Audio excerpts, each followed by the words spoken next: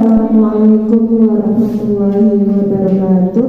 Waalaikumsalam warahmatullahi wabarakatuh. Selamat pagi, salam sejahtera untuk kita semua. Puji dan syukur kita panjatkan kehadirat Allah Subhanahu wa Ta'ala karena pada pagi hari yang cerah ini kita dapat berkumpul di SD Candi Baru 1 dalam rangka melaksanakan aksi nyata modul 1.4 budaya positif yang nanti akan dihaturkan oleh Bu Nani Ratri Lestari. Sebelum acara pada pagi hari ini kita mulai, akan saya bacakan terlebih dahulu urutan acaranya. Yang pertama pembukaan, yang kedua sambutan Kepala Sekolah SD Candi Baru 1, yang ketiga penghimpasan budaya positif, dan yang keempat adalah penutup.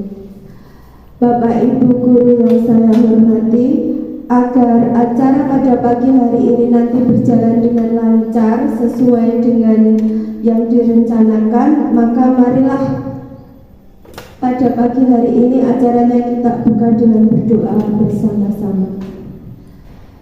Berdoa mulai. Berdoa selesai. Kemudian kita lanjutkan acara selanjutnya, yaitu sambutan Kepala Sekolah SD Candi Baru 1 kepada Bapak Winarno. Kami persilakan.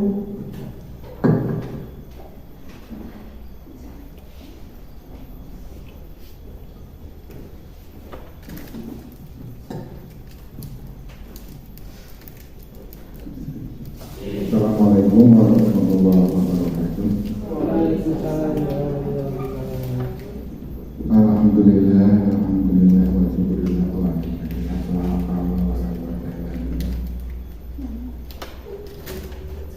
Bapak, Ibu guru yang saya hormati, untuk pertama dan utama marilah kita panjatkan puji dan syukur kehadirat Yang Maha Esa yang telah melimpahkan rahmat serta hidayahnya kepada kita semua, sehingga pada pagi siang hari ini kita dapat berkumpul di ruang kelas di SD Candi Baru 1 ini dalam acara siang. Bapak Ibu yang saya hormati, terima kasih. Untuk yang pertama adalah ini acara pembahasan dari guru pembahasan, dan di sini ada guru Ibu Nani Ratri Lestari,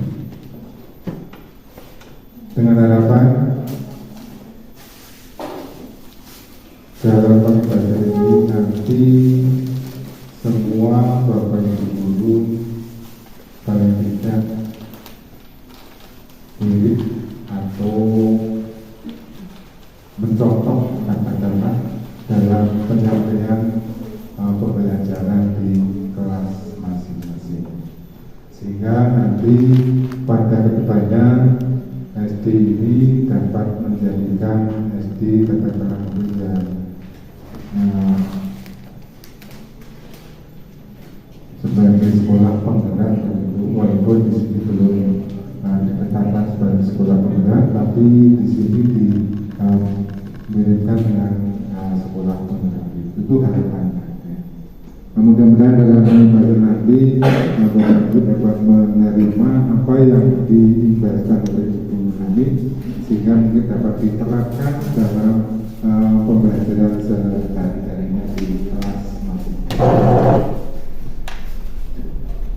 Saya kira itu mungkin sedikit amanat dari saya.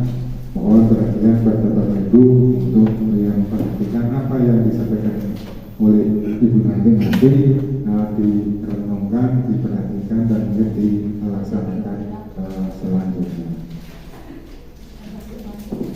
Saya kira itu yang dapat saya sampaikan. Mohon maaf apabila banyak salah kata. Saya akhiri. Assalamualaikum warahmatullahi wabarakatuh. Waalaikumsalam.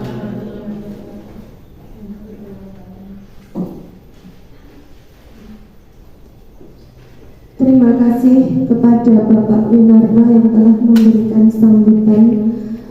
Semoga apa yang diharapkan oleh Bapak Kepala Sekolah dan oleh SD Candi Baru 1 ini dapat memicu semangat nanti dalam pelaksanaan pemimbasan.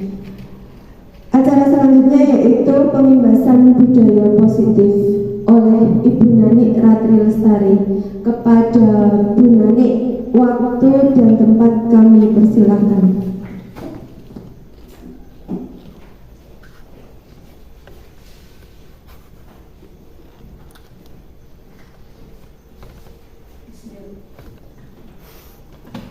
Bismillahirrahmanirrahim. Assalamualaikum warahmatullahi wabarakatuh. Waalaikumsalam warahmatullahi wabarakatuh.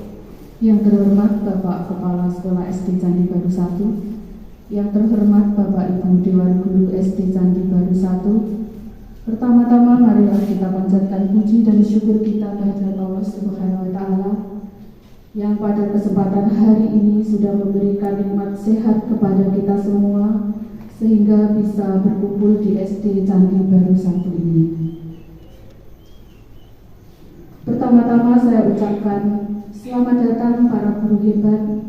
Mari kita belajar bersama, berkolaborasi, saling mendukung demi mewujudkan disiplin budaya positif di sekolah kita tercinta ini. Bapak Ibu guru yang saya hormati, sebelumnya saya mohon maaf yang sebesar-besarnya. Saya berdiri di sini bukan berarti merasa paling hebat, paling pintar, namun karena tugas saya, tanggung jawab saya untuk mengimbaskan apa yang saya terima sebagai calon guru penggerak angkatan 6 dari Kabupaten Gunung Kidul. Sekali lagi saya mohon maaf yang sebesar-besarnya.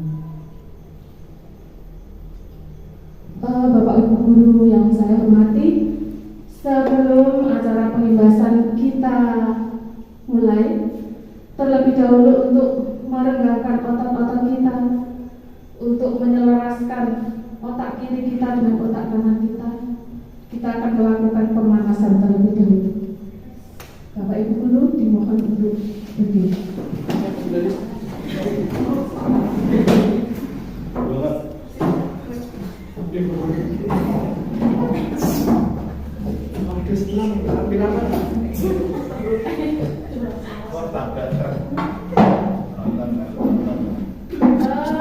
Tangan semuanya di atas Pak Ali, jangan di bawah, di atas.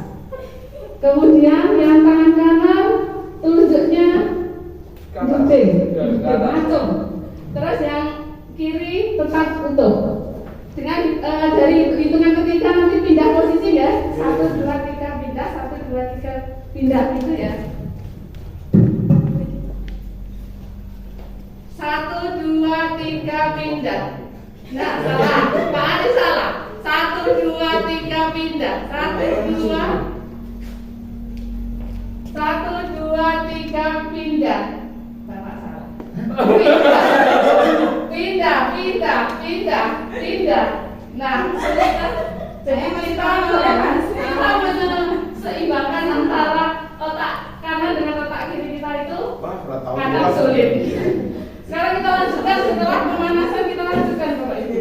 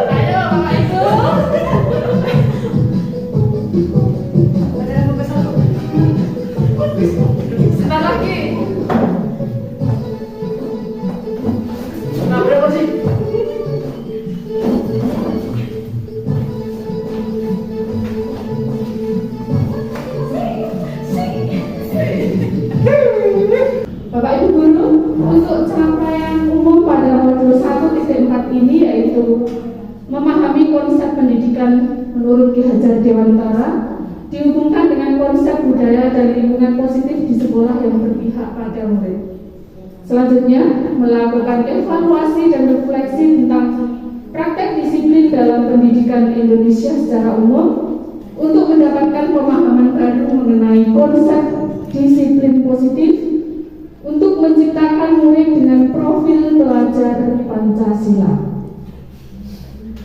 Selanjutnya, memahami peran sebagai guru untuk membangun budaya positif dengan menerapkan konsep disiplin positif dalam berinteraksi dengan murid. Selanjutnya, 91.4 mendemonstrasikan pemahaman mengenai konsep budaya positif yang di dalamnya terdapat konsep perubahan paradigma, stimulus respon, dan teori kontrol. 3 teori motivasi perilaku manusia, motivasi internal dan eksternal, keyakinan kelas, hukuman dan penghargaan, 5 kebutuhan dasar manusia, 5 posisi kontrol guru, dan segitiga restitusi. Kemudian menyusun langkah-langkah dan strategi aksi nyata yang relatif, yang efektif dalam mewujudkan kolaborasi dengan seluruh pemangku kepentingan sekolah agar tercipta budaya positif yang dapat mengembangkan karakter murid. Selanjutnya, bersikap reflektif dan kritis terhadap budaya sekolah dan senantiasa mengembangkan sesuai kebutuhan sosial dan emosional murid. Bapak Ibu guru hebat, pendidikan menurut Ki Hajar Dewantara, pendidikan yaitu tuntunan di dalam hidup tumbuhnya anak. Menurut Ki Hajar Dewantara, pendidikan bertujuan untuk menuntun segala kodrat yang ada pada anak-anak agar mereka mencapai keselamatan dan kebahagiaan yang setinggi-tingginya.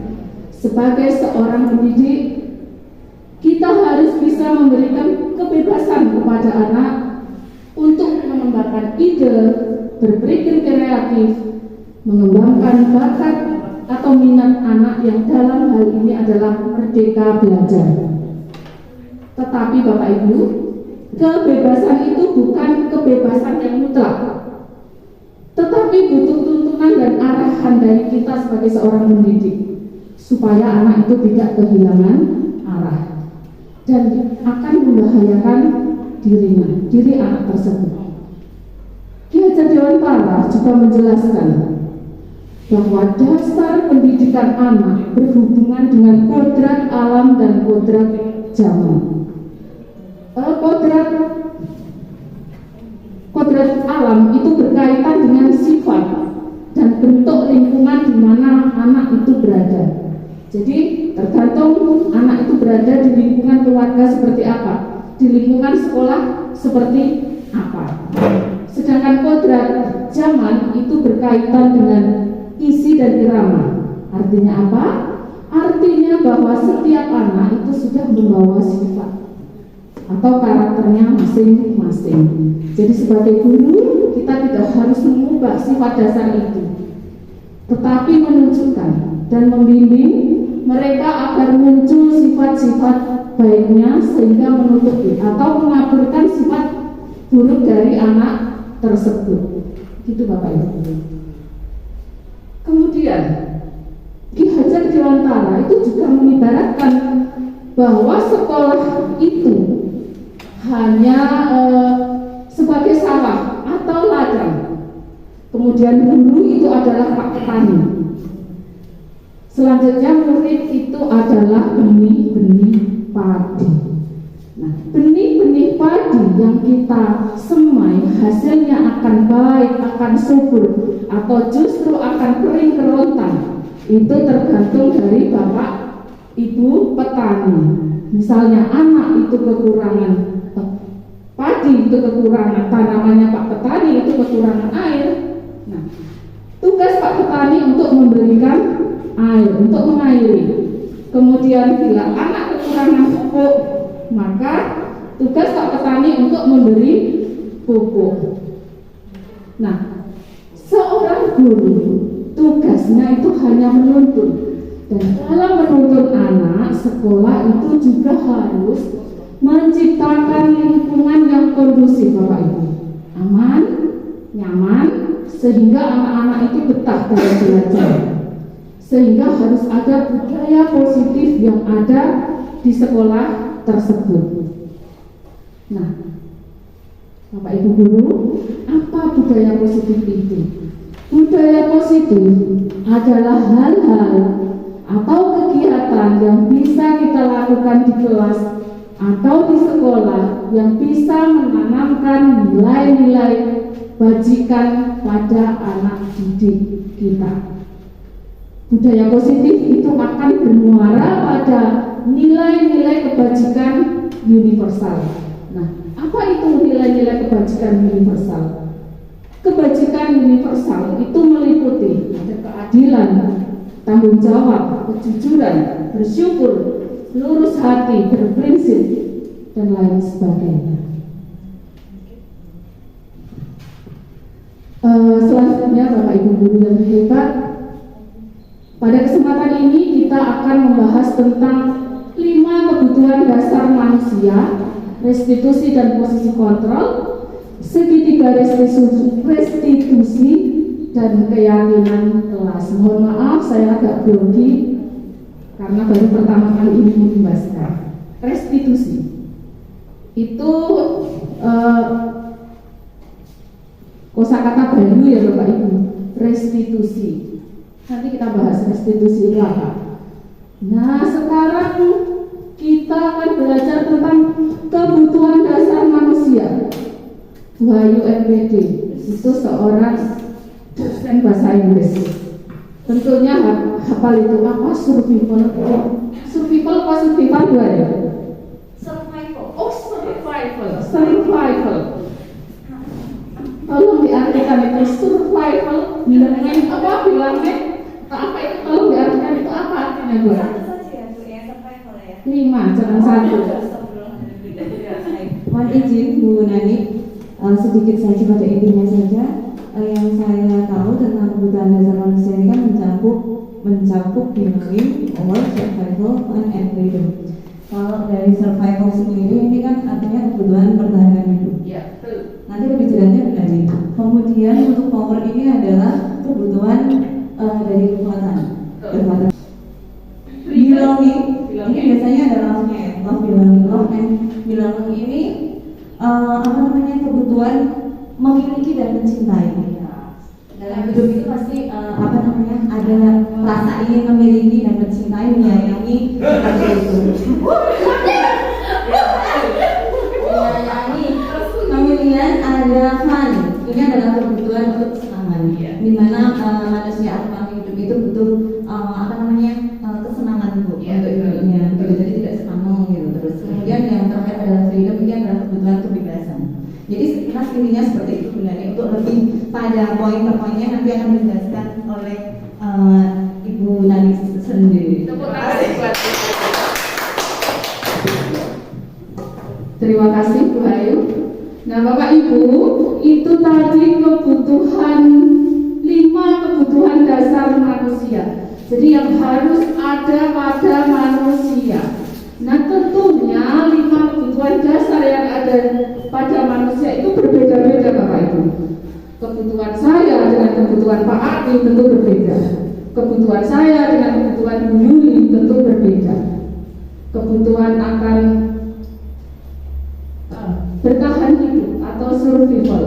Apa tadi? Survival. Oh, survival. Iya. Survival. Itu cenderung pada kebutuhan fisiologis. Kebutuhan dasar makan, minum, sehat, dan merasa aman. Itu merupakan beberapa contoh dari kebutuhan bertahan hidup. Kebutuhan itu bisa dipenuhi dengan makanan, olahraga, atau memberi perlindungan. Jadi Bapak Ibu, ketika anak-anak melanggar suatu keyakinan kelas misalnya, katakanlah ada anak yang kok mencuri makanan temannya, mencuri uang, kita tidak boleh langsung menjudge, ih dasar kamu mencuri. Tidak boleh ya Pak Arya, nggak boleh deh. Siapa kamu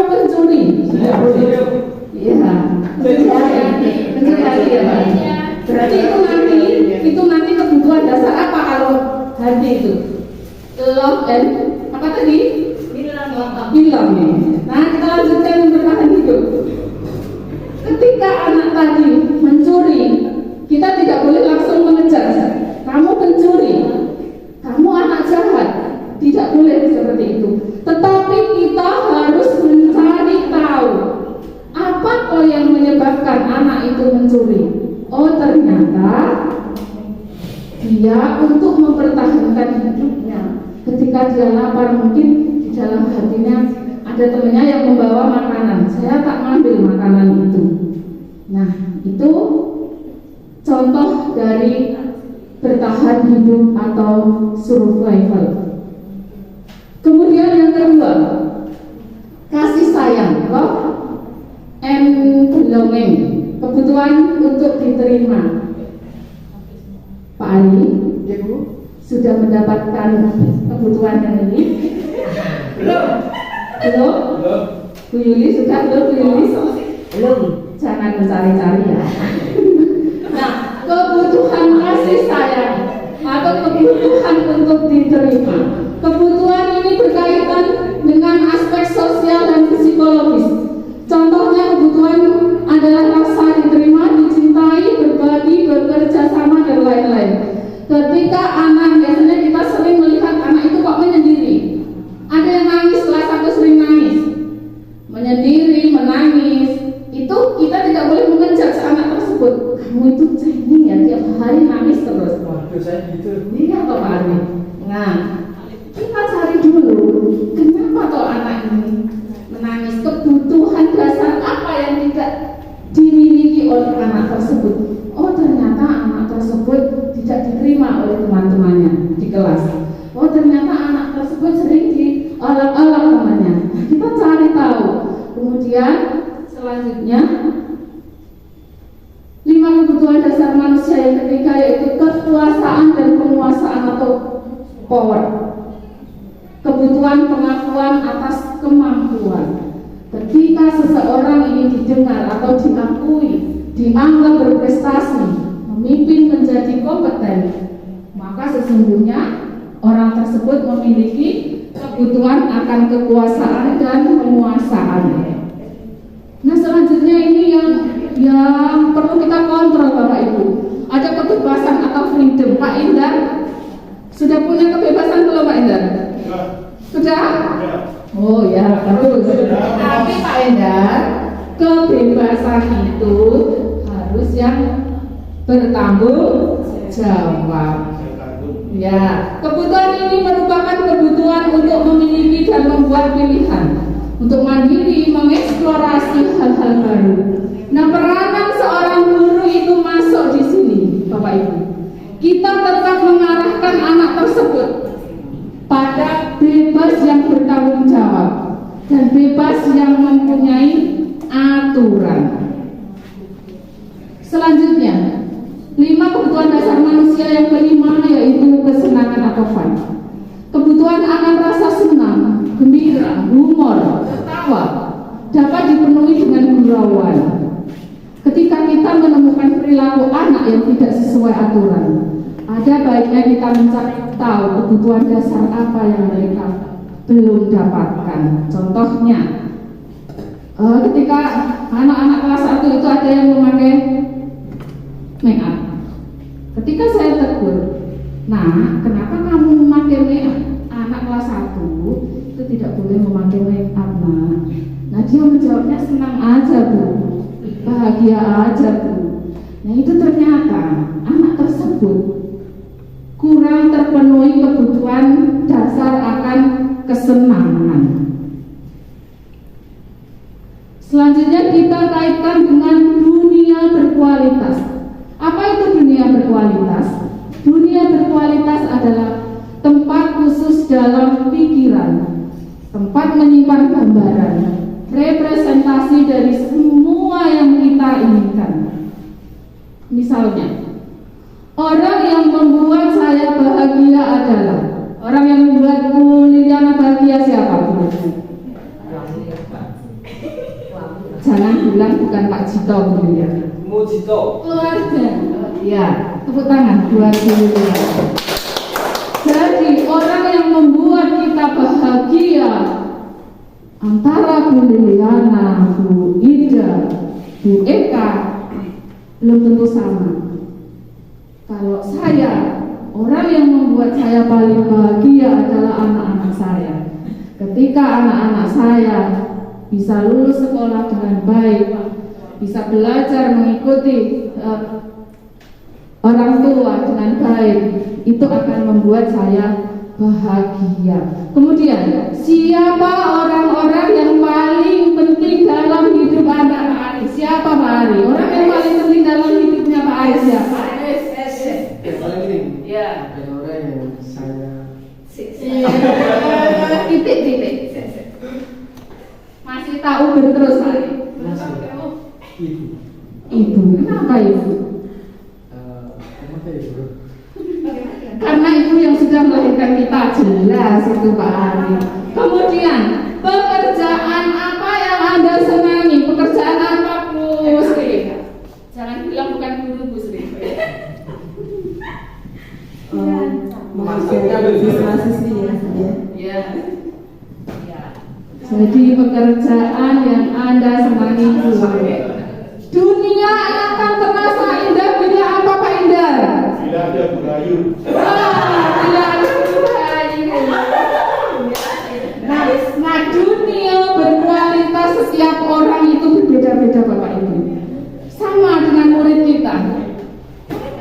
Mungkin murid kita si A, dia akan merasa bahagia ketika ulangan matematika mendapat 100 Pak Ari. Tapi belum tentu dengan si B.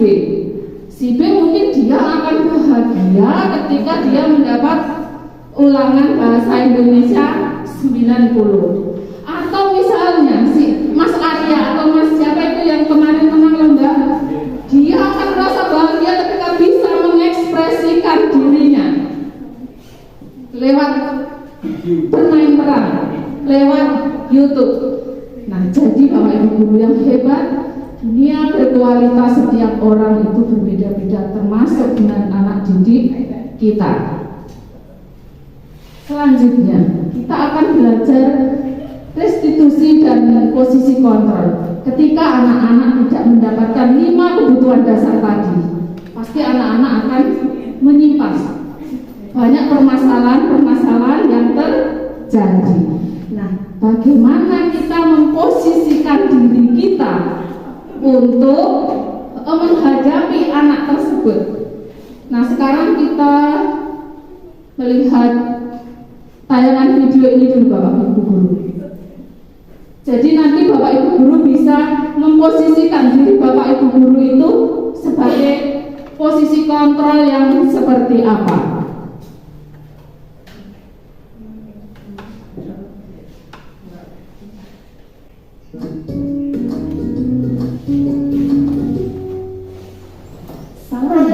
Ibu dan Bapak guru hebat dalam penerapan disiplin positif restitusi. Salah satu program yang dikembangkan adalah 5 posisi kontrol. 5 posisi kontrol dalam restitusi adalah proses perjalanan seorang pendidik agar dapat mengenali dirinya.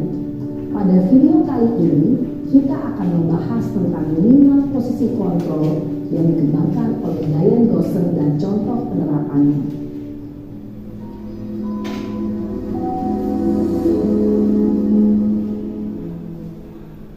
5 posisi kontrol itu adalah 1. Posisi penghukum, 2. Posisi pembuat merasa bersalah, 3.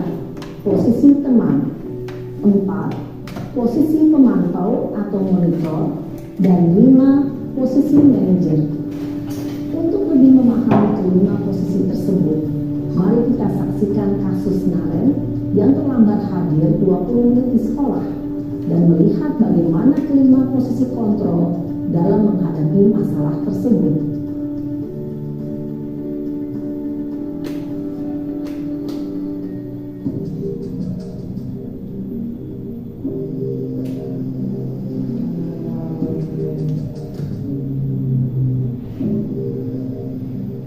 Naren,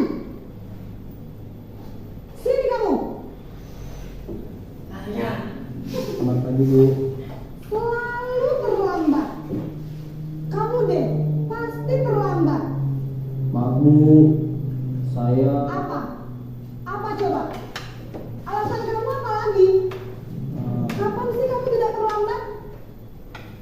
Malas sekali ya kamu jadi anak. saya Dasar pemalas. Gak kapok-kapok sih kamu. Sudah berapa kali terlambat? Sana, kamu keliling lapangan basket 2 kali. kenapa saya harus keliling lapangan basket, Bu? Kenapa? Kamu melawan ibu. Berani-beraninya jawab. Sudah terlambat, masih berani jawab pula. Sekarang, keliling lapangan basket 5 kali sekalian. Biar kapok. Cepat. Pergi sana ke lapangan basket. Posisi penghukum biasanya berbicara dengan nada tinggi, menghardit, menunjuk-nunjuk, menyakiti, dan menyindir. Hukuman bisa berupa fisik maupun psikis. Ibu dan bapak guru hebat.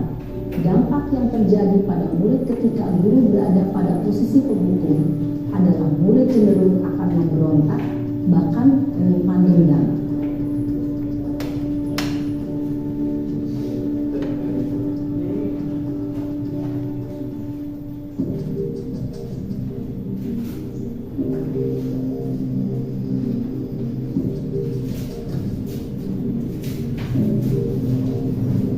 Naren!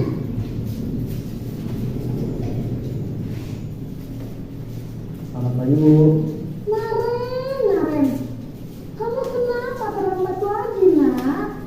Ya Tuhan, Naren. Kamu senang ya bikin ibu susah ya?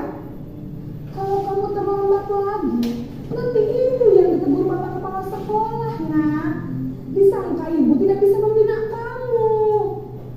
Duh, gimana ini? Maaf, Bu. Duh, Gusti Naren. Kamu suka ya kalau ibu ditegur bapak kepala sekolah? Terus, sekarang ibu harus tulis apa yang di buku absen?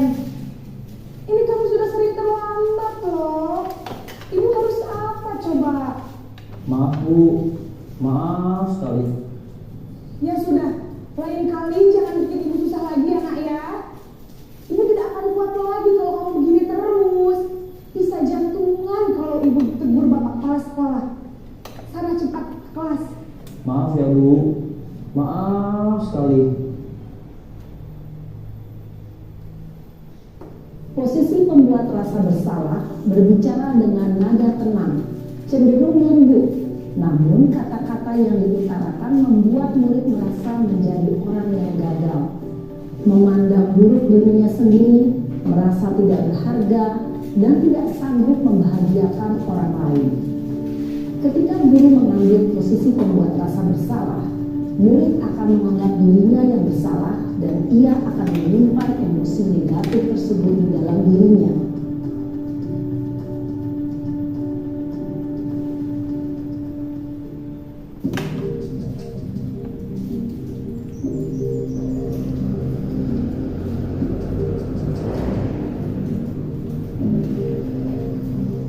Naren!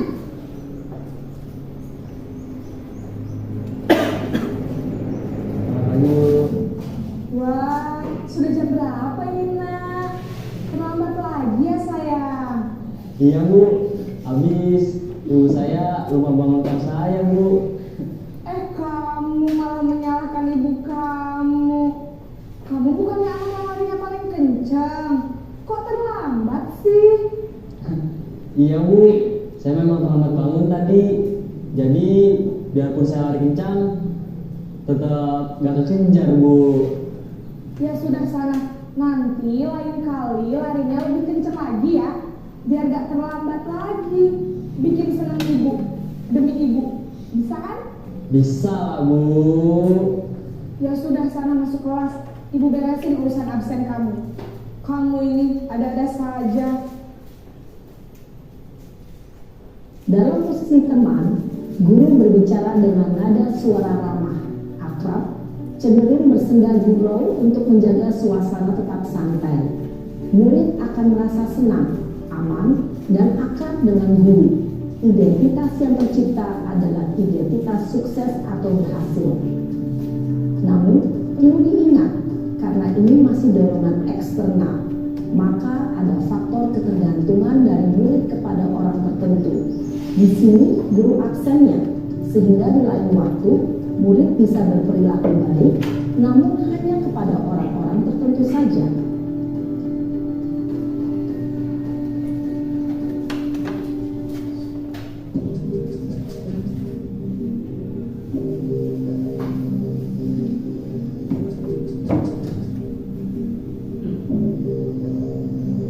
Naren,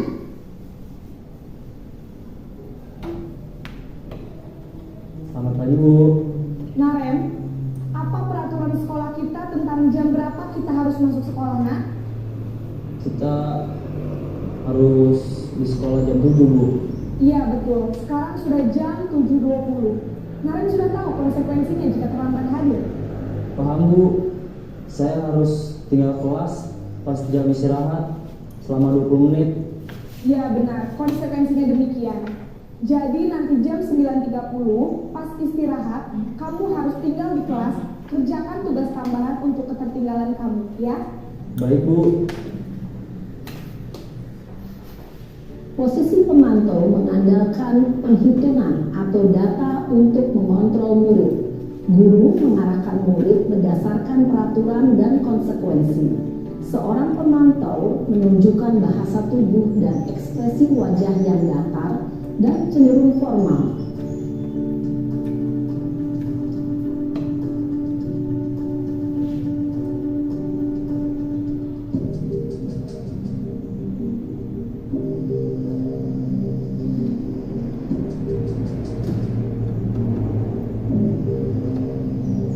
Naren,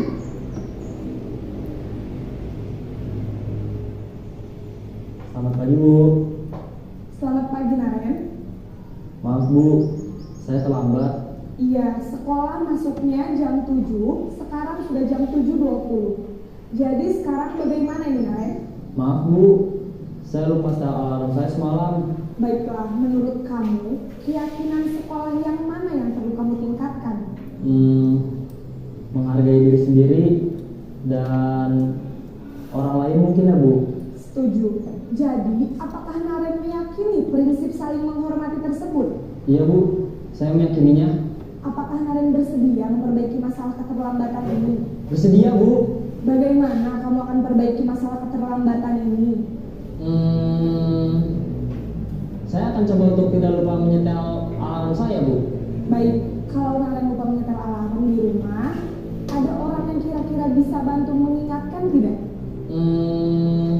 Ada Bu, kakak saya, Kak Emma. Ada lagi selain Kak Emma? Selain Kak Emma, ada ibu saya. Baik, jadi yang mengingatkan Naren adalah Kak Emma dan ibu kamu ya? Kira-kira akan mulai start alarm kapan nih Naren? Setelah pulang sekolah, akan segera saya lakukan.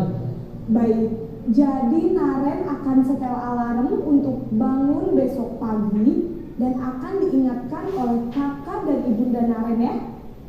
Ada lagi yang mungkin perlu dilakukan Naren agar tidak terlambat bangun lagi? Tidak ada Bu. Baik Naren, terima kasih untuk kerjasama kamu. Sekarang kamu perlu kembali ke kelas untuk belajar. Baik Bu, terima kasih. Posisi manajer adalah posisi kontrol yang disarankan untuk membimbing murid memiliki sikap disiplin yang positif, yaitu murid yang mandiri, bertanggung jawab, dan dapat memecahkan masalah. Tujuan dari posisi ini adalah agar murid dapat berefleksi atas tindakannya. Guru akan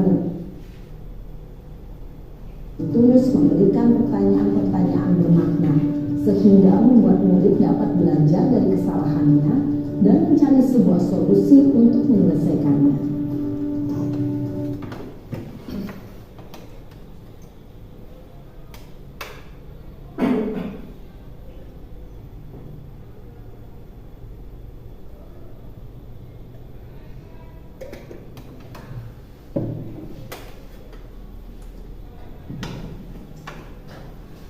Demikian tadi Bapak Ibu guru yang hebat, 5 posisi kontrol yang ada yang kita terapkan ketika anak-anak melanggar aturan. Nah, 5 posisi kontrol tadi yaitu ada penghukum, membuat orang merasa bersalah, teman, pemantau, dan manajer. Bapak Ibu guru masih semangat atau sudah loyo semuanya? Ya, terima kasih. Nah, penghukum tadi, seorang guru itu biasanya kalau menghukum itu menghardik-hardik, menunjuk-nunjuk. Kamu itu seperti itu. Kemudian menyakiti, menyindir. Seyogyanya seorang guru itu bukan menjadi seorang penghukum. Karena apa?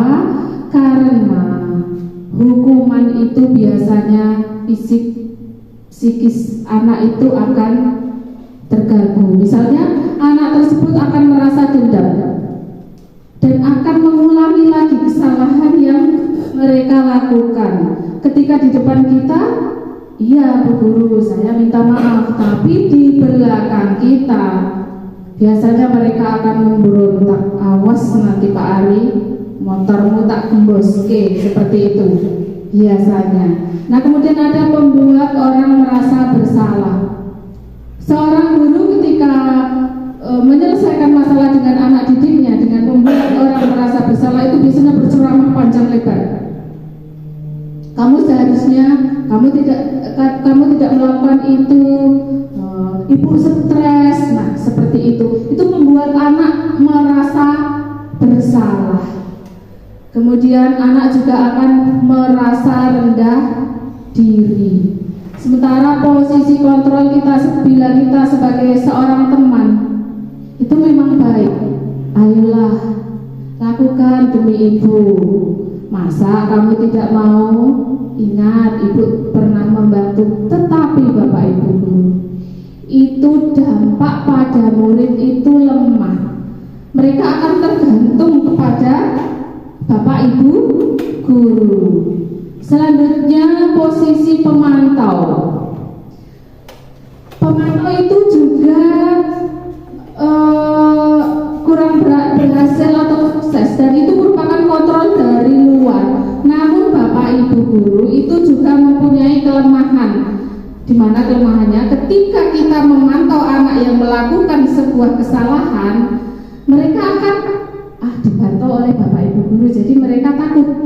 Tapi ketika Bapak Ibu guru sudah tidak memantau anak lagi, mereka akan cenderung membuat kesalahan lagi.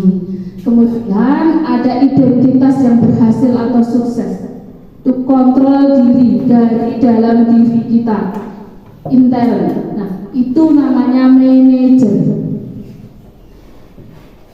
Manajer itu bisa menguatkan pribadi anak, kemudian juga mengevaluasi diri mereka, bagaimana cara memperbaiki diri mereka yang salah.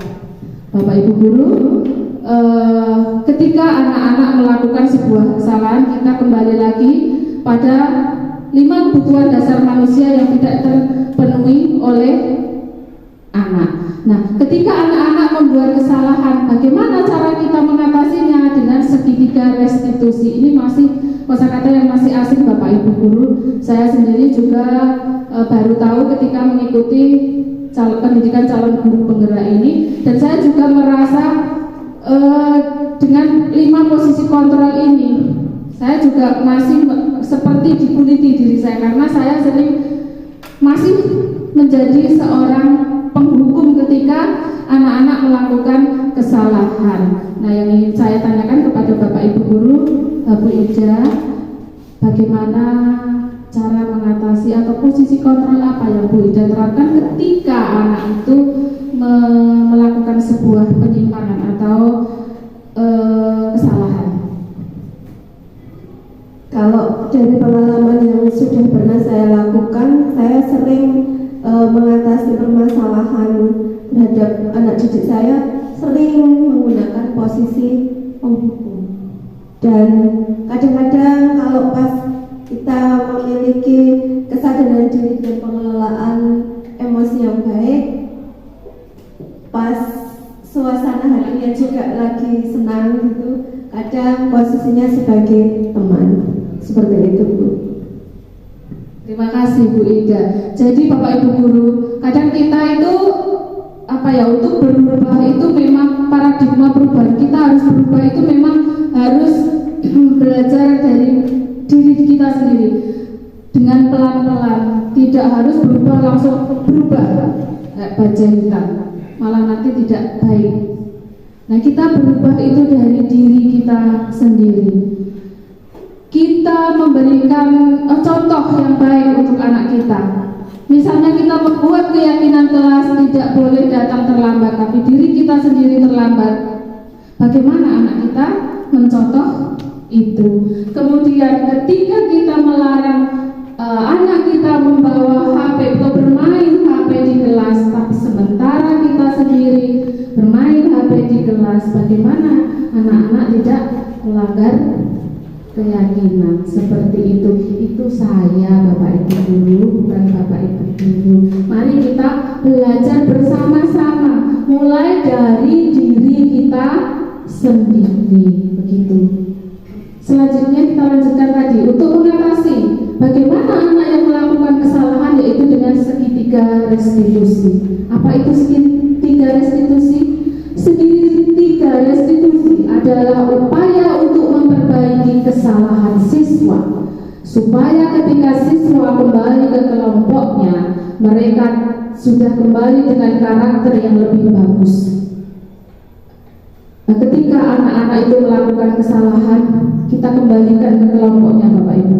Bukan kita tarik, tapi kita kembalikan dengan posisi anak itu sudah kuat. Biasanya ketika anak-anak itu melakukan kesalahan, mereka minder, mereka takut untuk kembali ke temannya. Nah, kita kuatkan di sini dengan segitiga restitusi. Ada 3 tahapan yang bisa dilakukan dalam segitiga restitusi. Oh ya, ciri-ciri segitiga restitusi terlebih dahulu. Yang pertama yaitu restitusi bukan untuk menebus kesalahan, namun bagaimana memaknai kesalahan sebagai suatu pembelajaran. Jadi itu tidak mengejar kamu salah, tapi kesalahan anak itu kita jadikan sebagai pembelajaran agar kedepannya anak tidak mengulangi hal yang sama. Kemudian 2, memperbaiki hubungan. Ketiga, restitusi adalah tawaran bukan paksaan. Kemudian yang keempat, restitusi menuntun untuk melihat ke dalam diri. Selanjutnya yang kelima, restitusi mencari kebutuhan dasar yang mendasari tindakan. Jadi apa toh yang anak itu yang kurang sehingga mereka melakukan penyimpangan? Kita cari kebutuhan dasar mereka yang kurang. Misalnya Bu Liliana kita anggap sebagai murid. Lili,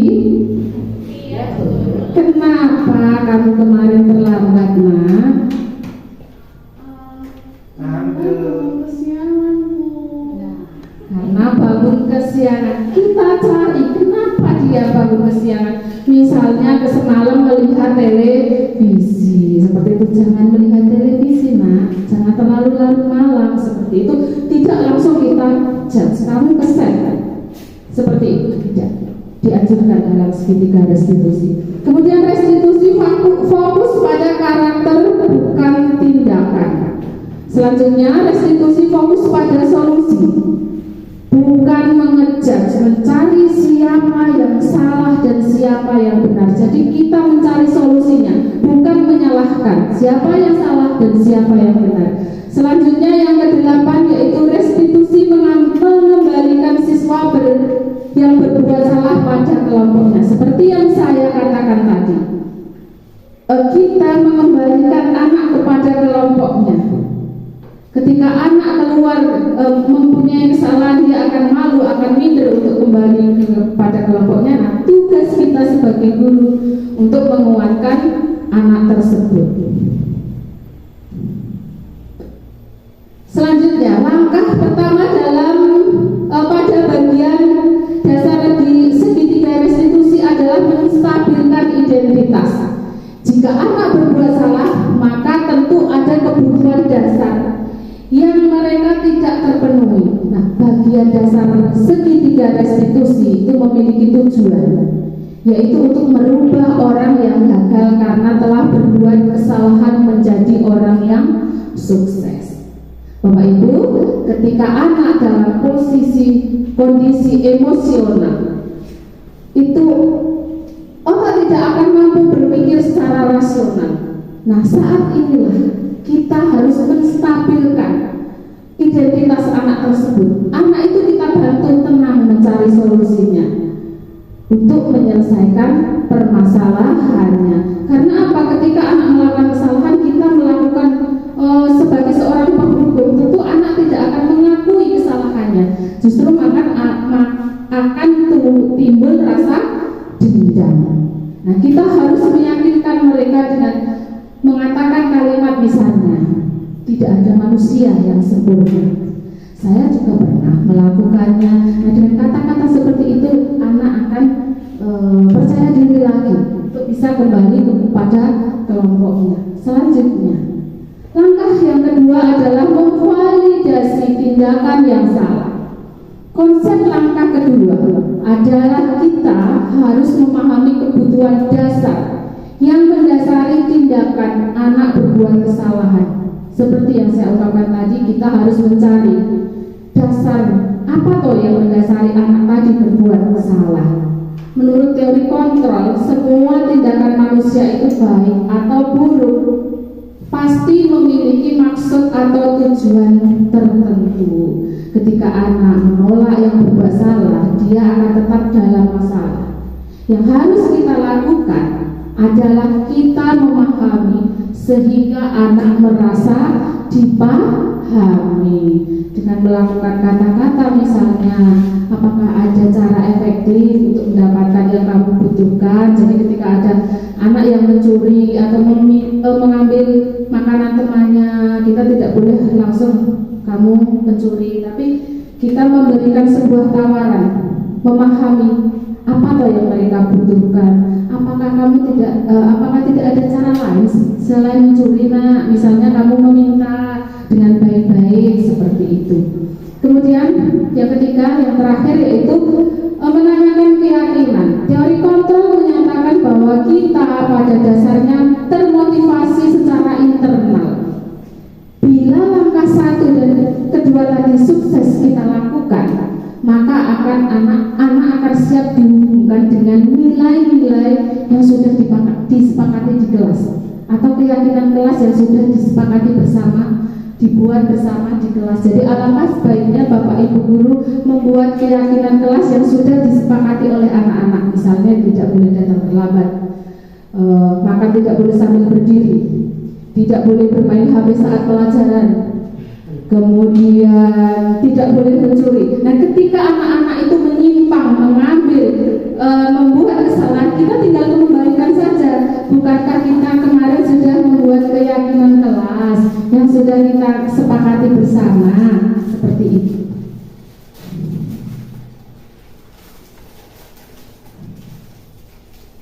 Nah, keyakinan kelas tadi apa? Keyakinan kelas adalah salah satu disiplin positif yang bisa kita terapkan dalam membangun budaya positif di sekolah. Dengan adanya keyakinan kelas diharapkan dapat mewujudkan tujuan pendidikan yang berorientasi pada profil pelajar Pancasila. Nah, ini contoh kegiatan membuat keyakinan kelas di kelas 1 SD Candi Baru 1. Guru bersama siswa membuat keyakinan kelas. Dalam penerapan program disiplin positif, hendaknya guru memiliki standar kepribadian profesional dan sosial yang baik, di mana guru mampu berefleksi pada posisi kontrolnya. Saat ini bagaimana perjalanan dirinya sebagai among atau posisi manajer yang menuntun murid menjadi insan yang mandiri, merdeka, dan bertanggung jawab. Standar nasional pendidikan. Terima kasih Bapak Ibu guru. Mungkin selama saya memberikan pembahasan ini tentunya banyak kekurangan dan kesalahan. Saya mohon maaf yang sebesar-besarnya, dan saya mengucapkan terima kasih yang sebanyak-banyaknya. Bapak Ibu guru sudah meluangkan waktunya yang seharusnya saat ini masih di kelas, masih mengajar, tetapi meluangkan waktunya untuk di sini untuk melakukan pembahasan diri saya. Terima kasih. Guru bergerak Indonesia maju. Assalamualaikum warahmatullahi wabarakatuh. Waktu saya kembalikan kepada Ibu pengacara. Terima kasih kepada Bu Nani Ratri Lestari yang telah mengimbaskan tentang budaya positif. Semoga nanti kita semua dapat mempraktekkan terutama segitiga restitusi tahap demi tahapnya agar pembelajaran di sekolah kita menjadi lebih aman dan nyaman. Bapak Ibu yang saya hormati, mungkin dari Bapak Ibu ada yang ingin bertanya terkait disiplin positif yang tadi diimbaskan oleh Bu Nani? Tidak ada. Oke, kalau saya bertanya boleh Bu? Oh iya. Bagaimana posisi kontrol itu sebaiknya kita lakukan sebagai guru dalam menyelesaikan permasalahan yang ada di sekolah, terutama kalau siswanya itu melanggar aturannya berat nih, misalnya ada kasus narkoba misalnya seperti itu. Terima kasih. Terima kasih Bu Ida, Bapak Ibu guru. Ada yang bisa membantu saya? Bagaimana cara seorang guru memposisikan dirinya? Tadi ada 5 posisi kontrol. Nah, bagaimana seorang guru bisa memposisikan dirinya ketika ada seorang siswa yang melanggar dan pelanggarannya itu sangat berat sekali? Apa harus dengan sebagai posisi teman? Kira-kira kalau sebagai posisi teman bisa tidak anak tersebut diatasi? Ada Bapak Ibu guru monggo. Ari, Bapak Indar monggo. Pak Indar biasanya bagaimana Pak Indar? Menurut Pak Indar? Posisi Pak Indar memposisikan diri ketika anak melakukan sebuah kesalahan sebagai penghukum, teman, atau manajer. Saya akan lebih cenderung ke menjadi teman atau menjadi sahabat. Pak Indar, silakan berdiri menghadap ke kami.